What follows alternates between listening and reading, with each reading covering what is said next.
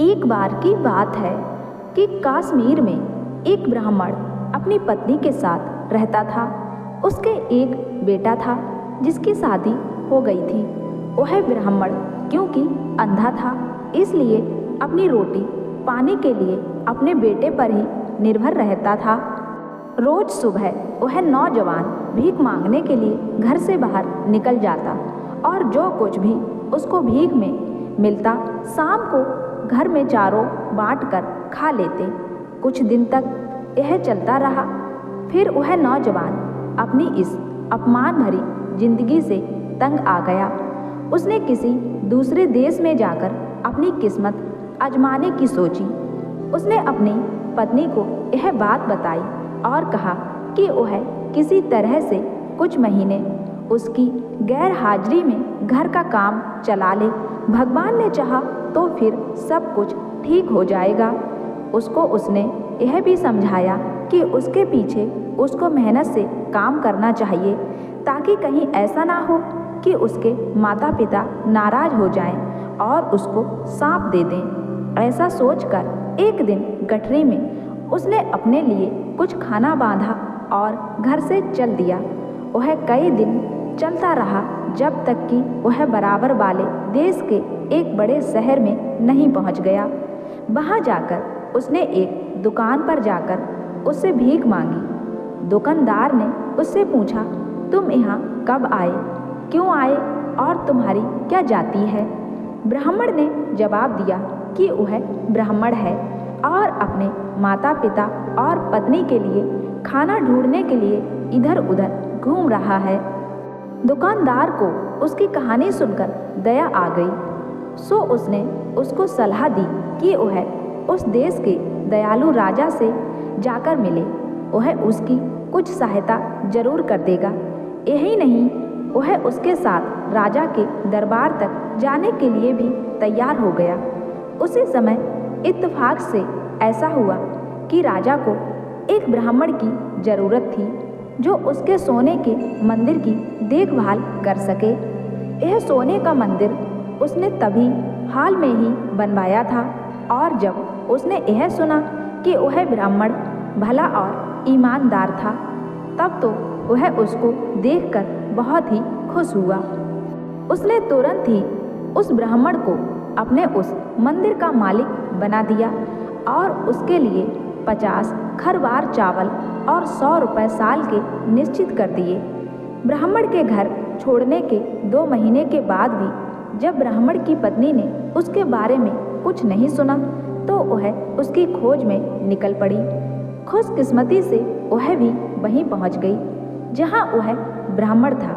वहां जाकर उसने सुना कि रोज सुबह राजा के सोने के मंदिर में एक अशर्फी उस देश के रहने वाले भिखारी को दी जाती थी जो भी उसको मांगने वहां जाता था।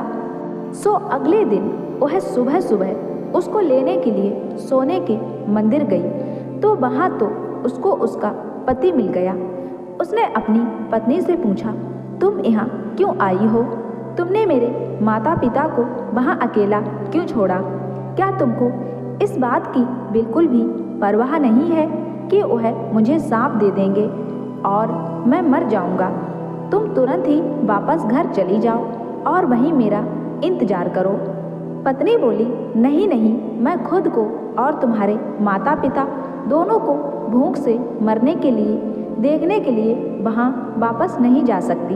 घर में चावल का एक दाना भी नहीं है। ब्राह्मण बोला, हे भगवान, ठीक है, तुम यह लो। कहकर उसने एक कागज पर कुछ लाइनें लिखी और वह कागज उसको थमाकर बोला, इसे ले जाकर राजा को दे देना। हो सकता है कि वह तुमको इसके बदले में 1 लाख रुपए दे दें। ऐसा कहकर उसने अपनी पत्नी को वहां से भेज दिया। उस कागज के टुकड़े पर 4 सलाह लिखी हुई थी। अगर कोई आदमी यात्रा में हो और रात को किसी अजनबी जगह पहुंच जाए तो उसको वहां ठहरने के मामले में सावधान रहना चाहिए, कहीं ऐसा ना हो कि वे उसे मार दें। दूसरी, अगर किसी को किसी चीज़ की ज़रूरत हो तो पहले उसे अपने दोस्त को जांचना चाहिए, पर अगर उसको किसी चीज़ की ज़रूरत ना हो तो उसको अपने दोस्तों को अपने आप को जांचने नहीं देना चाहिए। तीसरी, अगर किसी आदमी ने अपनी बहन की शादी कर दी है और अगर वह उसको मिलने के लिए बड़ी शान शौकत से जाता है तो उसका वह इस तरह से आव भगत करेगी कि जैसे उसको उससे कुछ लेना हो। पर अगर वह गरीब हालत में जाता है तो वह उस पर नाराज होगी और उसको पहचानेगी भी नहीं। चौथी, अगर किसी आदमी को कोई काम करना है तो उसको वह अपने आप ही करना चाहिए, अपनी पूरी ताकत से करना चाहिए और बिना किसी डर के करना चाहिए। उस कागज को लेकर वह ब्राह्मणी अपने घर चली गई। वहाँ जाकर उसने अपने सास ससुर को अपने पति से मिलने की बात बताई और बताया कि उसके पति ने उसको कितना कीमती कागज दिया है, पर राजा के सामने वह खुद नहीं जाना चाहती थी। सो उसने अपने एक जानने वाले को भेज दिया। राजा ने वह कागज पढ़ा और उस कागज के लाने वाले को कोड़े से मारने का हुक्म दिया और उसे वहाँ से भगा दिया। अगली सुबह ब्राह्मणी ने वह कागज लिया और दरबार की तरफ चल दी। जब वह दरबार की तरफ जा रही थी तो वह उसको पढ़ती जा रही थी। रास्ते में उसको राजा का बेटा मिल गया तो उसने उससे पूछा कि वह क्या पढ़ती जा रही है। उसने कहा कि वह एक ऐसा कागज पढ़ती जा रही है जिसमें कुछ सलाह लिखी हुई थी, जिसके लिए उसको 1 लाख रुपए चाहिए था। राजकुमार ने उससे वह कागज उसको दिखाने के लिए कहा। ब्राह्मणी ने उसको वह कागज दिखा दिया तो उसको पढ़कर उसने उसको पैसे के लिए परवाना लिखा और आगे बढ़ गया। बेचारी गरीब ब्राह्मणी ने उसको उसके लिए बहुत धन्यवाद दिया। उस दिन उसने अपने घर के लिए इतना सामान खरीदा जो उनकी जिंदगी भर के लिए काफ़ी था। शाम को राजकुमार ने पिता से एक स्त्री से अपनी मुलाकात के बारे में और उससे एक कागज खरीदने के बारे में बताया। उसने सोचा कि उसके पिता उसके इस काम से बहुत खुश होंगे, पर ऐसा नहीं हुआ। राजा तो यह सुनकर उससे बहुत गुस्सा हो गया और उसको अपने देश से बाहर निकाल दिया।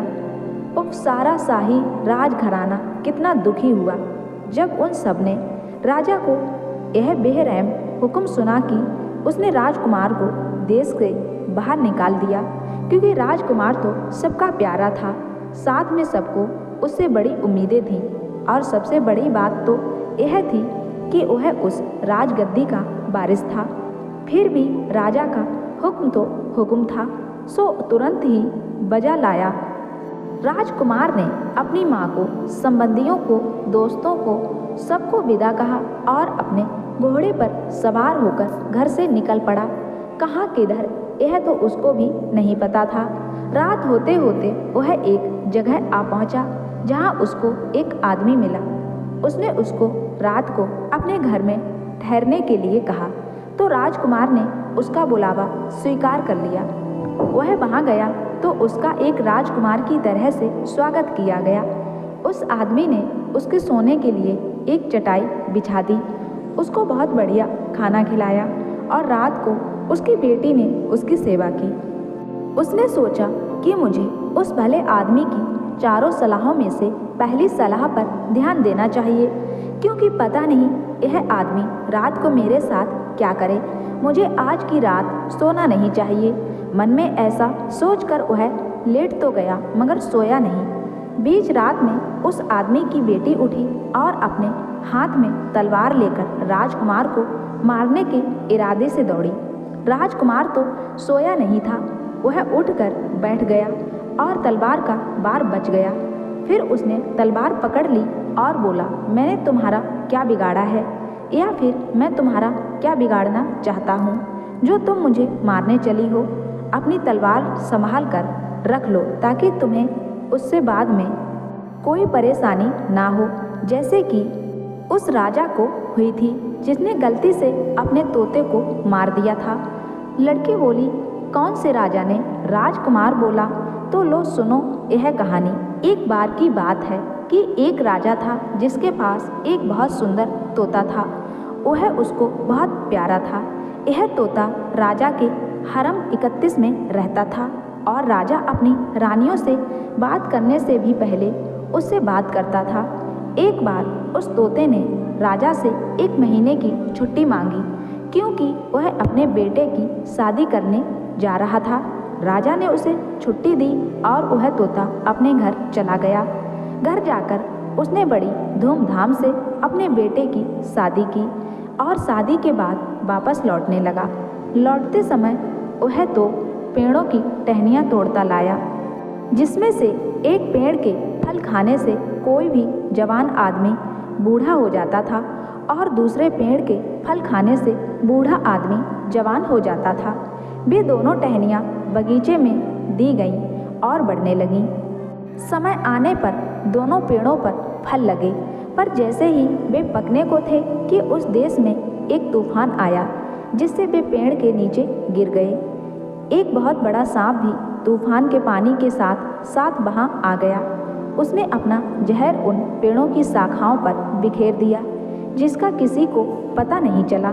तूफान के बाद जब पानी उतर गया तो उन पेड़ों को फिर से लगा दिया गया। वे पेड़ फिर से लहला उठे और उनमें फिर से फल आ गए। समय आने पर उन पेड़ों के फल राजा के पास ले जाए गए। राजा ने उनमें से एक पेड़ के कुछ फलों को जांचने के लिए एक कुत्ते की तरफ फेंके। कुत्ता उनको खाते ही मर गया। यह देखकर राजा बहुत गुस्सा हुआ और यह सोचते हुए कि तोता उसके साथ मजाक कर रहा है, उसने उसको मारने का हुक्म दे दिया। तोते को तुरंत ही मार दिया गया। अगले साल उन पेड़ों में फिर से फल आए। तब तक उस पेड़ की शाखाओं का सारा जहर निकल चुका था। एक दिन एक बूढ़ा उधर से गुजर रहा था। उसे भूख लगी थी। उसने उस पेड़ से एक फल तोड़कर खा लिया। उसको खाते ही वह तो जवान हो गया। इस अजीब घटना की खबर उड़ते उड़ते राजा तक पहुंची। उसने अपने एक नौकर को उस पेड़ के फल लाने का हुक्म दिया। उसमें से उसने कुछ फल अपने बूढ़े वजीर को दिए। वजीर ने उन्हें जैसे ही खाया तो वह भी उनको खाकर वैसा ही जवान और ताकतवर हो गया जैसा लोगों ने उसको 50 साल पहले देखा था। राजा ने जब यह देखा तो वह अपने तोते के लिए बहुत दुखी हुआ और बहुत पछताया कि उसने उसको कितनी बेदर्दी से मरवा दिया था। वह तो उसके लिए कितने अच्छे फल की साख लेकर आया था। कहानी सुनाकर राजकुमार बोला, मुझे यकीन है कि तुम मेरे साथ ऐसा नहीं करोगी। लड़की बोली, नहीं, मैं तुम्हारे साथ ऐसा नहीं करूँगी। जब तक राजकुमार ने अपनी कहानी खत्म की तब तक सुबह हो चुकी थी और घर के बाकी लोग जाग गए थे। इस तरह उस दिन राजकुमार की जान बच गई। इसके तुरंत बाद ही सुबह को राजकुमार वहाँ से जाने वाला था, पर मकान मालिक ने उसको रोक लिया और उसको एक दिन और रुक जाने के लिए कहा कि वह अगले दिन चला जाए। सो उस दिन फिर वही रुक गया। पिछले दिन की तरह से उसका उस दिन भी खूब शान शौकत से खातिर की गई। रात को उसे फिर से उसी कमरे में सोने के लिए भेज दिया गया। उस रात भी मकान मालिक की बेटी उसकी सेवा के लिए वहाँ आई। उस रात भी राजकुमार नहीं सोया क्योंकि उसको डर था कि मकान मालिक की बेटी उसके साथ पता नहीं क्या करे।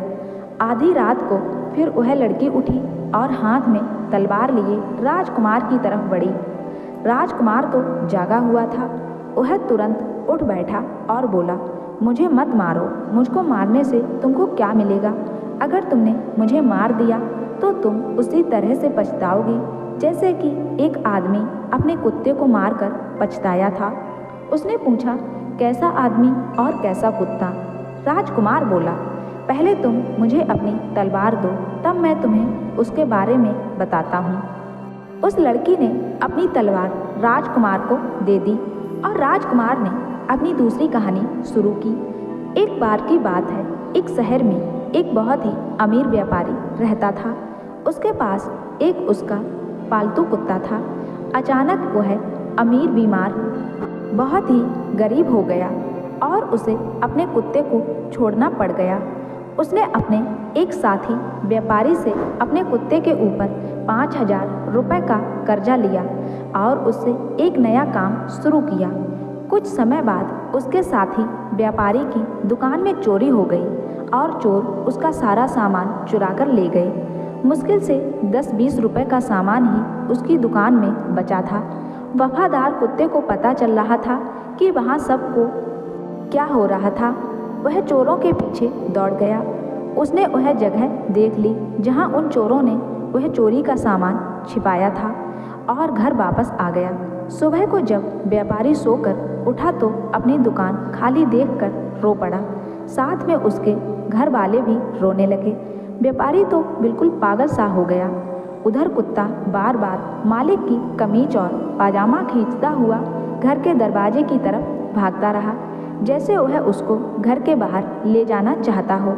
आखिर उसके एक दोस्त ने उसको सलाह दी कि लगता है कि ऐसा है, कुत्ता चुराई हुई चीज़ों के बारे में कुछ जानता है, सो उसको उसके पीछे जाना चाहिए। व्यापारी और उसके कुछ दोस्त उस कुत्ते के पीछे पीछे चल दिए। कुत्ता उनको वहाँ ले गया जहाँ चोरों ने उनका माल छिपाया था। उस जगह आकर कुत्ते ने ज़मीन खुरेची शुरू की और भौंकना शुरू किया और यह बताने की कोशिश की कि सामान यहाँ नीचे छिपा हुआ है। व्यापारी और उसके दोस्तों ने वहाँ ज़मीन खोदी और अपना सारा सामान पा लिया। उसमें कोई भी चीज़ खोई हुई नहीं थी। सब सामान ऐसे का ऐसा ही मिल गया। व्यापारी अपना सब सामान पाकर बहुत खुश हुआ। घर आकर उसने कुत्ते के कान में कुछ लिखकर कहा। एक कागज़ लपेटा और उसको उसके पुराने मालिक के पास भेजा। उसने उस कागज़ में लिखा था कि उसका कुत्ता बहुत वफादार है और इस वफादारी के फलस्वरूप वह उसका पहला 5,000 रुपये का कमा माफ़ करता है और इनाम के तौर पर 5,000 रुपये उसके लिए और भेज रहा है। जब व्यापारी ने अपने कुत्ते को वापस आते देखा तो उसने सोचा, लगता है मेरा दोस्त अपना पैसा मांग रहा है, मैं कहाँ से दूँ उसको पैसा। अभी तो मैं अपने नुकसान की भरपाई ही नहीं कर पाया हूँ। मैं ऐसा करता हूँ कि जैसे ही यह कुत्ता मेरे घर आता है मैं इसको मार देता हूँ और कह दूँगा कि इसको किसी और ने मार दिया। इससे मेरा कर्ज ही खत्म हो जाएगा, ना कुत्ता रहेगा ना कर्जा। ऐसा सोचकर वह घर के बाहर की तरफ दौड़ा और कुत्ते को मार दिया। तभी उसके दाएं कान से एक कागज़ नीचे गिर पड़ा। व्यापारी ने वह कागज़ उठाया और पढ़ा तो वह तो बहुत दुखी हो गया। राजकुमार बोला, इसलिए संभल जाओ, कहीं ऐसा ना हो कि बाद में तुम्हें मेरी जिंदगी की कीमत अपनी ज़िंदगी देकर पछताना पड़े। जब राजकुमार ने अपनी कहानी ख़त्म की तब तक सुबह होने वाली थी। लड़की बोली, अब मैं क्या करूं? 1 घंटे बाद दिन निकल आएगा। मेरे पिता ने मुझसे कहा था कि मैं तुमको यकीनन मार दूं और अगर मैंने तुम्हें नहीं मारा तो वह मुझे मार देंगे। अब मैं क्या करूं? मेरी ज़िंदगी अब तुम्हारे हाथ में है। राजकुमार बोला, मुझे अपने इस शापित घर से बाहर निकालने का रास्ता बताओ और मेरे साथ चलो। बाहर हमको कोई ना कोई घोड़ा जरूर मिल जाएगा, हम उस पर बैठकर जल्दी ही यहाँ से भाग जाएंगे। आओ चलो मेरे साथ। 1 घंटे के अंदर अंदर जब तक घर के लोग सोकर उठे तब तक तो राजकुमार और उस डाकू की लड़की दोनों घोड़े पर बैठकर बहुत दूर निकल चुके थे। वे चलते रहे जब तक कि वे राजकुमार के एक दोस्त के घर आ पहुँचे। उसने उन दोनों का अपने घर में स्वागत किया और उनको आराम से अपने भाई की तरह से 6 महीने तक ठहराया। जब राजकुमार ने उससे वहाँ से जाने की इजाज़त मांगी तो उसने उसको जवाहरात, पैसे, घोड़े और सफ़र के लिए ज़रूरी सामान देकर विदा किया। यहाँ से चलकर राजकुमार अपने बहनोई के देश पहुँचा। वहाँ पहुँचकर उसने एक जोगी का वेश बनाया और उसके महल के सामने ऐसे जाकर बैठ गया जैसे वह पूजा में लीन हो। उस जोगी और उसकी पूजा की खबर राजा तक पहुँची। उसमें उसकी रुचि हो आई क्योंकि उसकी पत्नी की तबीयत बहुत खराब थी। उसने उसके इलाज के लिए बहुत सारे हकीम वैद्य बुलाए पर कोई उसको ठीक न कर सका। उसने सोचा कि शायद यह पवित्र आदमी उसको ठीक कर दे। उसने अपने कुछ आदमी उसको महल में लाने के लिए भेजे, पर राजकुमार ने यह कहकर महल के अंदर जाने से मना कर दिया कि वह एक जोगी है और उसकी जगह बाहर ही है। अगर राजा उससे मिलना चाहता है तो वह खुद उससे बाहर आकर मिले और साथ में अपनी पत्नी को भी ले आए। इस पर राजा अपनी पत्नी को साथ लेकर आया और उसे राजकुमार से मिलवाया। राजकुमार ने उसको अपने सामने लेटकर प्रणाम करने के लिए कहा। जब उसको इस हालत में लेटे हुए 3 घंटे हो गए तो उसने उससे उठने के लिए और जाने के लिए कहा, क्योंकि वह अब ठीक हो चुकी थी। रानी चली गई। शाम को महल में बड़ा हल्ला गुल्ला मच गया, क्योंकि रानी की मोती की माला खो गई थी और किसी को उसका पता नहीं था। काफ़ी देर के बाद कुछ लोग वहाँ गए जहाँ रानी ने जोगी के सामने लेटकर उसको प्रणाम किया। उनको वह माला वहीं पड़ी मिल गई। जब राजा ने यह सुना तो वह बहुत नाराज हुआ और उसने जोगी को फांसी की सज़ा का हुक्म सुना दिया। पर शाही हुक्म को मानने से पहले ही राजकुमार ने उसको फांसी देने वाले आदमियों को पैसे दिए और वह देश छोड़कर भाग गया। देश से बाहर निकलने के बाद उसने अपने कपड़े पहन लिए। एक दिन जब वह अपने कपड़े पहने घूम रहा था तो उसने देखा कि एक कुम्हार अपनी पत्नी और बच्चों के साथ एक बार हंस लेता था और फिर रो लेता था। उसने उससे पूछा, अरे यह क्या बात है कि आप एक बार हंसते हैं तो दूसरी बार रोते हैं? अगर आपको हंसना है तो हंसिए और रोना है तो रोइए। कुम्हार बोला, तुम मुझे परेशान मत करो, तुम्हें इस बात से क्या लेना देना कि मैं क्या करता हूँ? राजकुमार बोला, माफ़ कीजिएगा, मैं इसकी वजह जानना चाहता हूँ, अगर आपकी इच्छा हो तो। इस पर कुम्हार बोला, बात यह है कि इस देश के राजा की एक बेटी है जिसकी उसे रोज़ शादी करनी पड़ती है, क्योंकि रोज़ ही उसका पति उसके साथ रहने पर मर जाता है। इस तरह से करीब करीब सारे जवान लड़के मर गए हैं। अब हमारे बेटे की बारी भी जल्दी ही आने वाली है। हम इस अजीब बात पर हंसते हैं कि एक कुम्हार के बेटे की शादी एक राजकुमारी से होगी और इस शादी के भयानक परिणाम को सोचकर रोते हैं। हमारी समझ में नहीं आ रहा है कि हम क्या करें। राजकुमार सोचते हुए बोला, यह तो हंसने रोने की बात है, पर अब आप रोइए नहीं, आपके बेटे की जगह मैं ले लूँगा। उसकी जगह मेरी शादी उस राजकुमारी से हो जाएगी। बस मुझे उस मौके के लिए ठीक से कपड़े बनवा दीजिए और तैयार कर दीजिए। कुम्हार ने उसको बढ़िया से कपड़े बनवा दिए, कुछ गहने बनवा दिए और शादी के लिए महल भेज दिया। रात को उसे राजकुमारी के कमरे में भेज दिया गया। उसने सोचा, यह तो बड़ी भयानक घड़ी है, क्या मैं भी दूसरे नौजवानों की तरह से मारा जाऊंगा? उसने अपनी तलवार कसकर अपनी मुट्ठी में पकड़ ली और इस इरादे से अपने बिस्तर पर लेट गया कि आज की रात वह सोएगा नहीं और देखेगा कि क्या होता है। वह चारों तरफ देखता रहा। बीच रात में उसने देखा कि राजकुमारी के नथनों से 2 सांप निकले और उसकी तरफ उसको मारने के लिए बढ़ने लगे, जैसे शायद उन्होंने पहले कुछ नौजवानों को मारा होगा। पर यह राजकुमार तो तैयार था। उसने अपनी तलवार कसकर पकड़ ली। जैसे ही वे उसके बिस्तर पर आए, उसने अपनी तलवार से उन दोनों को काट दिया। सुबह को राजा उसकी खोज खबर लेने के लिए आया तो यह देखकर बड़ा आश्चर्यचकित हुआ कि यह नौजवान तो जिंदा था, पर उसकी बेटी से बात कर रहा था।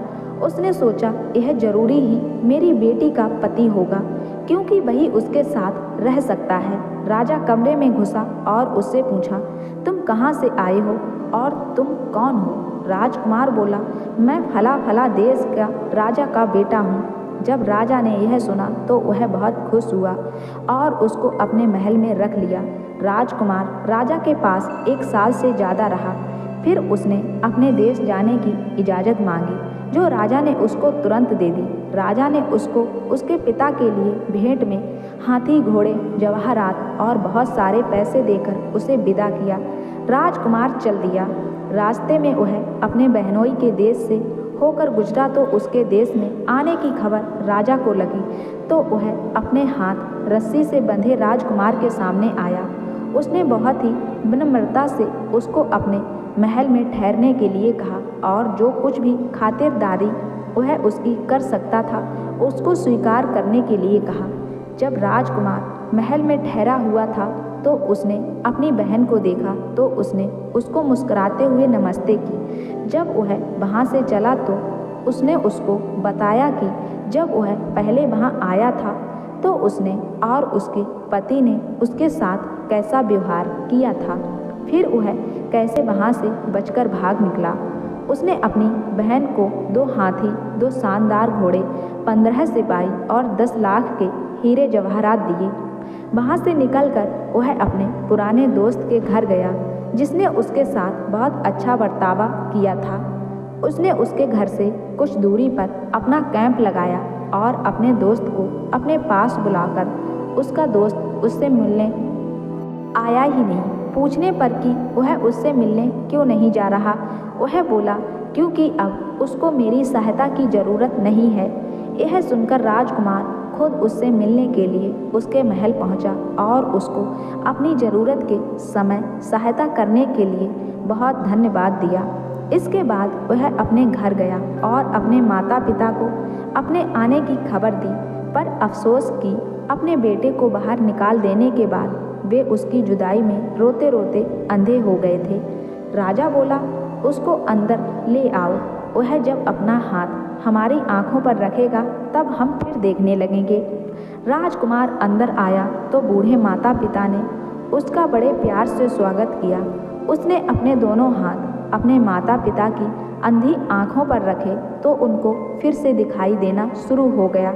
तब राजकुमार ने राजा को अपनी सारी कहानी सुनाई और बताया कि किस प्रकार वह उस ब्राह्मणी की सलाह मानकर कितनी बार बचा। राजा ने उसको बाहर निकाल देने पर अपना दुख प्रकट किया। फिर सब खुशी खुशी शांति से रहने लगे।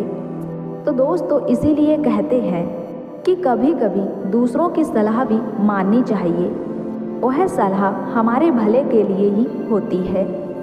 दोस्तों, कहानी पसंद आई हो तो मेरे चैनल को सब्सक्राइब ज़रूर कर लेना, साथ ही बेल आइकन को प्रेस करके ऑल पे क्लिक कर देना, जो ऐसी ही खूबसूरत कहानी आपको मिलती रहे, और वीडियो को लाइक शेयर ज़रूर कर देना।